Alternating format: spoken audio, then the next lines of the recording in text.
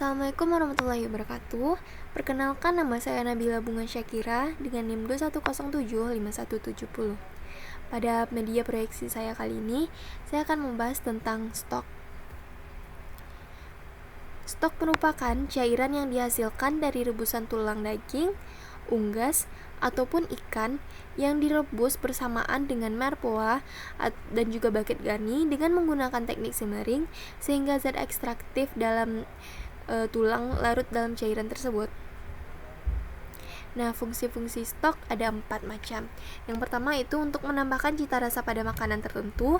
Yang kedua itu bahan dasar dalam pembuatan saus atau sup. Yang ketiga itu perangsang alat pencernaan. Dan yang terakhir itu untuk nutrisi bagi orang yang sakit.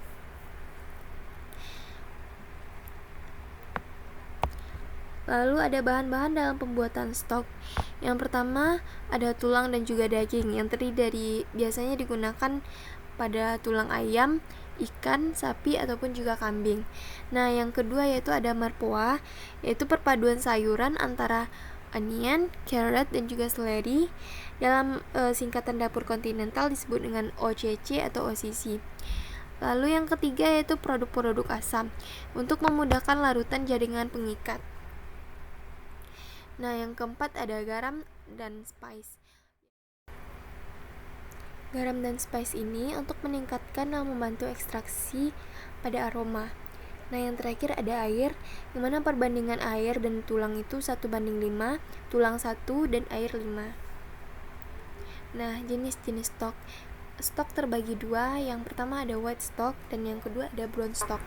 White stock merupakan stok yang terbuat dari rebusan tulang atau daging yang biasanya digunakan seperti tulang atau daging sapi, ayam ataupun ikan, lalu ditambahkan dengan air, merpoa dan juga bucket garni. Nah, stok ini terbuat dari tulang dan juga sayuran yang dimasak dengan cara direbus, lalu menggunakan teknik simmering dengan tanpa proses pengosongan, yang hasilnya nanti itu bening dan juga jernih sehingga disebut dengan kaldu putih. Nah, yang kedua ada brown stock, yaitu stok yang terbuat dari rebusan tulang atau daging, biasanya digunakan seperti sapi, kambing, atau ikan yang telah dibakar sampai coklat, serta air, lalu ditambahkan merpoa, bucket garni. Alat-alat dalam pembuatan stok yang pertama yaitu ada stock pot, roasting pan, cupping board, demi-cloth, bone knife, vegetable knife, conical strainer, dan ada perforate spoon. Lalu ada kriteria dari white stock. Yang pertama dilihat dari segi rasa, yaitu menghasilkan rasa yang seimbang, netral, dan kaya akan rasa bahan. Lalu aromanya itu seperti segar, bersumber dari bahan yang digunakan, dan juga warnanya meliputi beef, chicken, veal atau fish yang harus mempunyai warna yang sangat ringan dan juga jernih atau bening dan tidak berlemak, serta kejernihannya mendekati kecerahan kristal pada saat panas, lalu tidak memiliki rasa asin dari garam. Kriteria brown stock. Brown stock memiliki warna yang agak coklat cerah seperti air teh, yang kaya akan rasa dari bahan dan herb. Rasa dari brown stock tidak pahit karena pengosongan.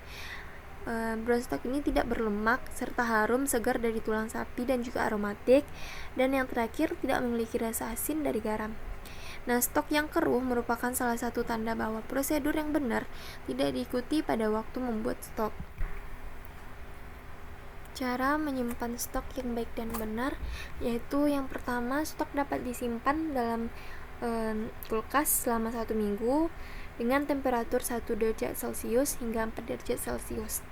Nah, yang kedua yaitu stok dapat disimpan hingga 3 bulan dalam freezer. Yang ketiga, stok harus dalam lemari pendingin, kamar pendingin atau freezer. Yang keempat, untuk mempercepat proses pendinginan stok, boleh ditempatkan di dalam lemari es. Lalu stok kemudian diaduk untuk mengurangi panas secara merata. Yang kelima yaitu gunakan stok pot atau wadah yang tertutup supaya dapat tercegah dari benda-benda asing seperti kotoran ataupun juga serangga yang masuk ke dalam stok.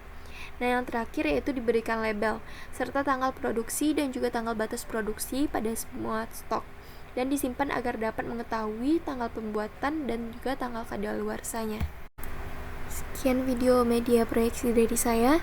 Apabila ada kesalahan kata dan kekurangan informasi, mohon dimaafkan. Assalamualaikum warahmatullahi wabarakatuh.